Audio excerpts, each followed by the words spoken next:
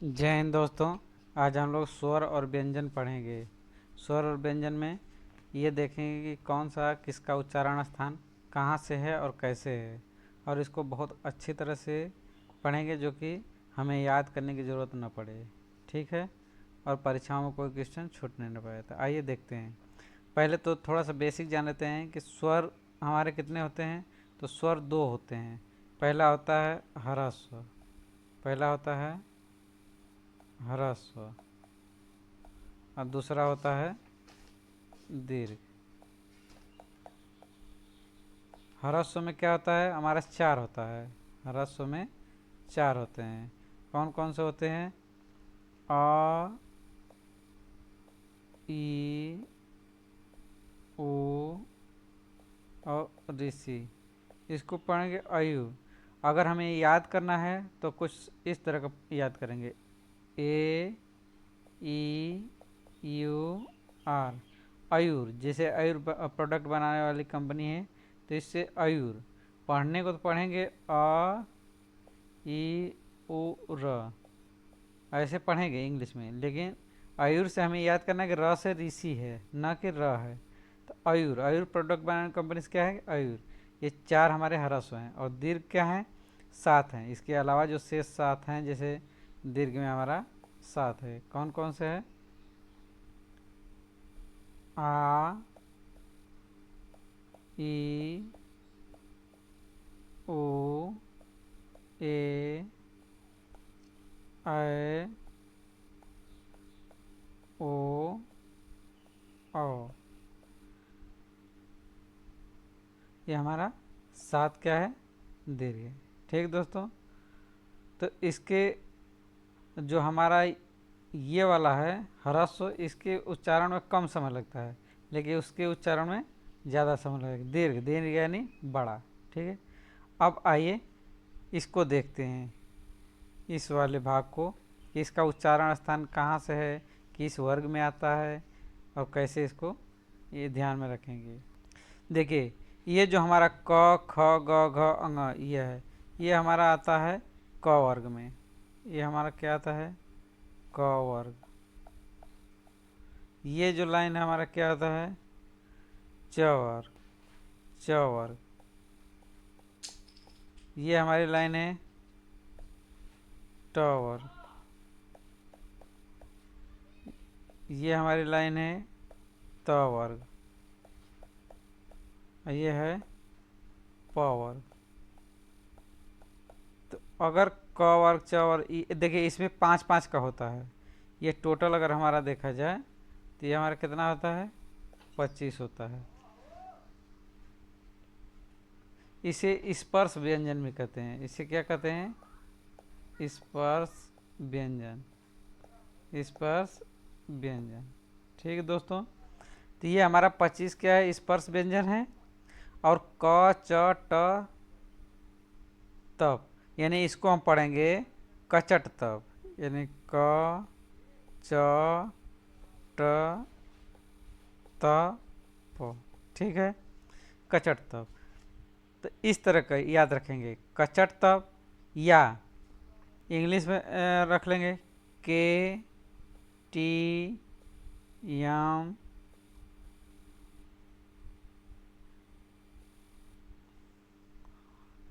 के T M दो।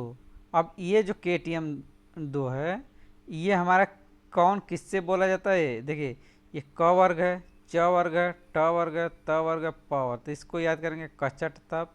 कचट तप से प्रत्येक में पाँच पाँच का होता है। प्रत्येक में क्या होता है, पाँच। इसमें भी पाँच, इसमें भी पाँच, इसमें भी पाँच, इसमें भी पाँच।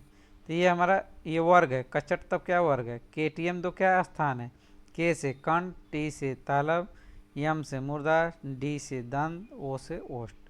के टी एम दो। अब इतने में हम क्या क्या जान लिए, कचट तब, क वर्ग, च वर्ग, ट वर्ग, त वर्ग, प वर्ग, पाँच पाँच का होता है। के टी एम दो, कंठ, तालब, मूर्धा, दंत, ओष्ठ। ठीक, तो इस तरह से। और ये जो हमारा 25 है क्या है, स्पर्श व्यंजन। और इसको एक तरीके से और याद रख सकते हैं, हम इसको ग्राफ माध्यम से याद करना है। तो क्या करेंगे, पहले ये चित्र बना लेंगे। ये इस तरह का चित्र बना लेंगे।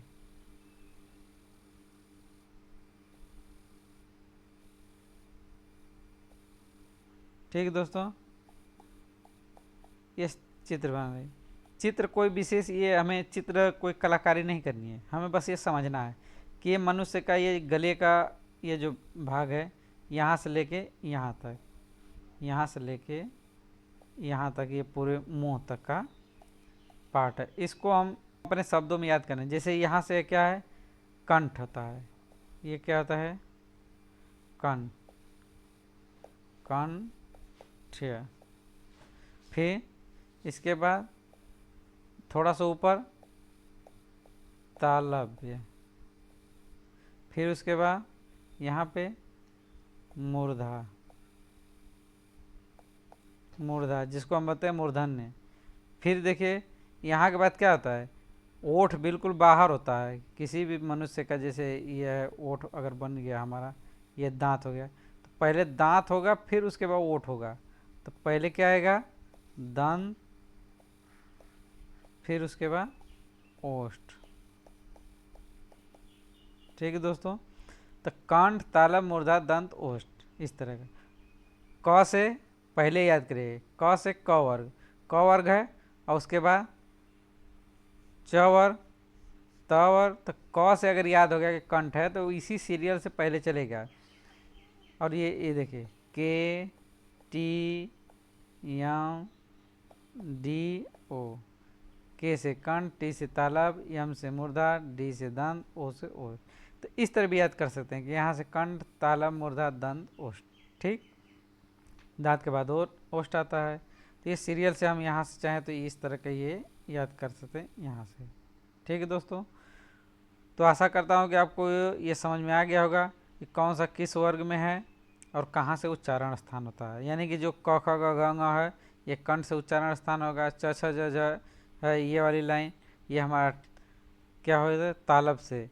ये जो ट, ठ, ड, ढ, ड़ ये वाली है मूर्धा से। त, थ, द, ध, न है दंत से।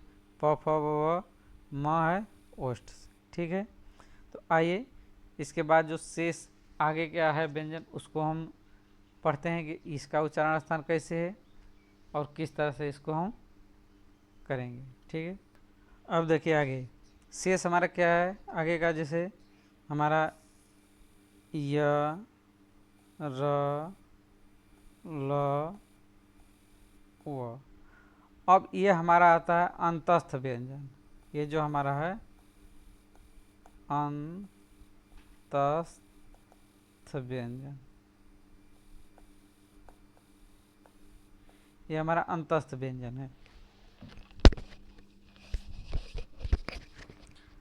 अंतस्थ व्यंजन में क्या है, इसको अर्ध स्वर भी कहते हैं। इसको अगर कहा जाए तो ये हमारा पूरा क्या होता है, यहाँ से यहाँ तक ये जो हमारा य और व है अर्ध स्वर है। ये पूरा का पूरा, ये जो पूरा है हमारा, ये हमारा क्या है अंतस्थ व्यंजन। लेकिन य और व हमारा क्या है अर्ध स्वर है, अर्ध स्वर। ठीक है दोस्तों, तो य व अर्ध स्वर और य र ल व पूरे के पूरे क्या है अंतस्थ व्यंजन। अंतस्थ व्यंजन के अंतर्गत य व अर्ध स्वर। ल को याद करेंगे, ल से लुंठित नहीं है, ल से, क्योंकि इसमें देखिए य व अर्ध स्वर है, र ल में ल लुंठित नहीं है, और र ल में एक लुंठित है एक पार्श्विक है। तो ल से लुंठित नहीं तो क्या हुआ पार्श्विक। नहीं, याद करने के ल से लुंठित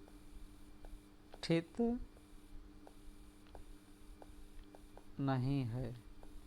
जब लुंठित नहीं है तो क्या हुआ, लुंठित नहीं तो क्या हुआ पार्श्विक। ल पार्श्विक है व्यंजन, और जब ल से लुंठित नहीं है तो ल पार्श्विक है, तो लुंठित कौन सा हो गया र हो गया। र क्या हो गया हमारा लुंठित। देखे होंगे कि छोटे बच्चे जो होते हैं 5 साल तक या थोड़े ऊपर तक, वो र को ल बोलते हैं, क्योंकि र देखने में सिंपल है लेकिन ये जो हमारा र है ये लुंठित वर्ण है, इसीलिए छोटे बच्चे र को ल की तरह उच्चारण करते हैं। धीरे धीरे जब उनका गला परिपक्व होता है तो जाग को आगे चल के र को र पढ़ते हैं। ठीक है। अब देखिए सबसे पूछे जाने वाला प्रश्न होता है वो को अक्सर पूछ लेता है कि वह का उच्चारण स्थान क्या है। तो ये होता है दंत और ओष्ठ के मिश्रण से होता है। दंत प्लस ओष्ठ, ये सबसे ज़्यादा परीक्षाओं में पूछा जाता है दंत प्लस ओष्ठ के उच्चारण से। तो इसको परीक्षाओं में पूछा कैसे रहेगा कि वह का उच्चारण से क्या है, तो इसको डायरेक्ट ये इस तरह का संधि विच्छेद में नहीं लिखेगा, ये जो लिखा है इसको सीधे उसमें ऑप्शन में रहेगा दंतोष्ठ। ठीक दोस्तों, आशा करता हूँ कि अच्छी तरह समझ में आ गया होगा। आइए कुछ ऊष्म व्यंजन और संयुक्त व्यंजन देखते हैं। देखिए अब स स स ह, अब देखिए ह, तो इसके उच्चारण से ही लगता है कि हमारे मुख से उष्मा निकल रही है। ये हमारा क्या है, उष्म व्यंजन। ये हमारा क्या है, उष्म व्यंजन है। स ह, अब उच्चारण करके भी देखेंगे तो ये इसको उच्चारण करने में क्या है, हमारे मुख से ओठ से जो है उष्मा निकलती है, इसलिए स हमारा किस में आता है, उष्म व्यंजन में आता है। और अगला देखिए छ त्र ज्ञ, इसको लोग जय या ऐसे भी पढ़ते हैं। और स्र, ये हमारा क्या है, संयुक्त व्यंजन। संयुक्त व्यंजन। ठीक दोस्तों, अब ये संयुक्त व्यंजन किससे किससे मिलकर बना है, तो छ ये जो हमारा बना है क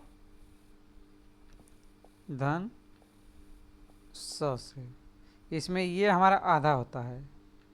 संयुक्त व्यंजन में उच्चारण का जो समय होता है वो 1.5 व्यंजनों के समय के बराबर होता है। 1.5 यानी 1/1/2, यानी कि एक व्यंजन पूरा जितना बोलने में लगेगा और आधा व्यंजन उतने समय में ये संयुक्त व्यंजन बोले जाते हैं। ठीक है। और इसको इस तरह भी लिख सकते हैं, अगर ये एक हलंत है क और स, तो इसको इस तरह भी लिख सकते हैं क धन स धन अ पूरा रहेगा। कहीं कहीं इस तरह भी लिखा रहेगा, लेकिन इसमें भी हलंत, इसमें भी हलंत रहेगा। दो में हलंत रहेगा, एक पूरा रहेगा, तब भी ये संयुक्त यही मिलकर बनेगा और यहाँ पर भी। ठीक है। उसी तरह देखिए इसका क्या है, इसमें त्र में त ध र, इसका बना है ज धन अ, और स्र का बना है स धन र। ठीक दोस्तों, तो आशा करता हूँ कि अच्छे तरह समझ में आ गया होगा। और ये परीक्षाओं में अक्सर पूछ लेता है कि संयुक्त व्यंजन, कभी कभी पूछ लेगा कि इसके उच्चारण में कितना समय लगता है, तो 1.5 व्यंजनों का समय लगता है, चाहे उसमें अंक में इस तरह दिया हो, चाहे हिंदी में लिखा हो 1.5 व्यंजन। ठीक है। स्पर्श संघर्षी, स्पर्श संघर्षी, स्पर्श संघर्षी में आता है हमारा च छ ज झ। ठीक दोस्तों, तो ये बात ध्यान में रखनी है। और अगला देखिए कि हमारा क्या है, ये जो अढ़ा है और इस तरह का अंगा करके आता है, इसको हम कई नामों से जानते हैं। ये परीक्षाओं में ये भी ज़्यादातर पूछ लेता है और लोग कंफ्यूज हो जाते हैं कि किस नाम से जाने हैं। तो इसका कई नाम है, किसी बुक में 1 या 2 नाम दिया होता है, लेकिन हम आपको 3 नाम बताएं। इसको बोलते हैं उत्क्षिप्त व्यंजन, या इसको ताड़नजात व्यंजन, या ताड़नजात क्यों लिखा रहेगा, या गौड़ व्यंजन। गौड़ व्यंजन, ये 3 नामों से इसको हम जानते हैं। इसमें से किसी भी नाम से वो पूछ लेगा। ठीक दोस्तों, अब आइए अघोष और सघोष देखते हैं। अघोष,